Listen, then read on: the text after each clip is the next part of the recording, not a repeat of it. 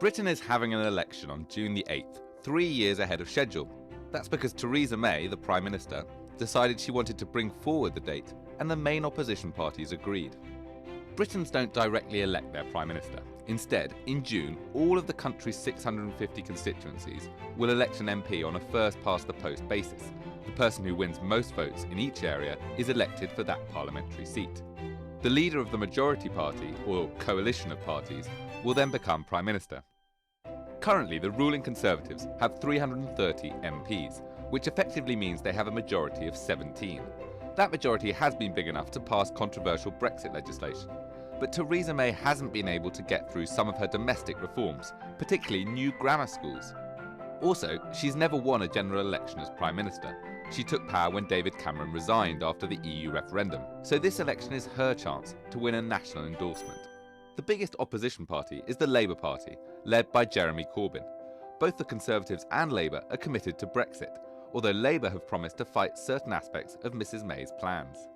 In contrast, the third and fourth biggest parties in Parliament, the Scottish National Party with 54 seats and the Liberal Democrats with 9, have a more pro-EU stance. Both parties want to keep membership of the single market.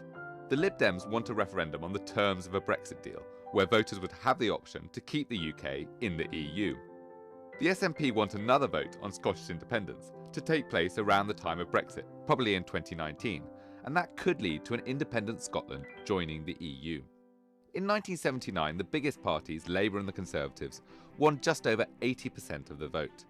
Although that share has fallen below 70% in the last 3 elections, Britain's electoral system means that smaller parties find it hard to win seats unless their support is geographically concentrated. For example, the UK Independence Party, which was so influential in the EU referendum, has no representation in the House of Commons.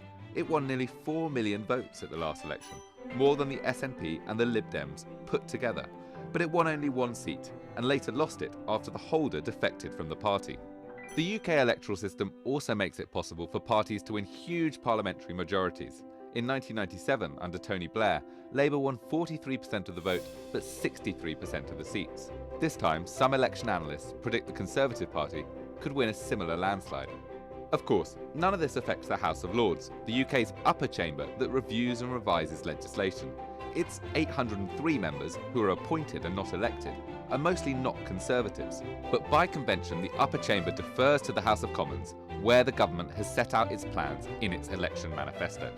While pollsters are pointing to a large Conservative victory on the 8th of June, they have been wrong in the past. Even small changes could radically alter the nature of Britain's next government, as it leads the country towards Brexit.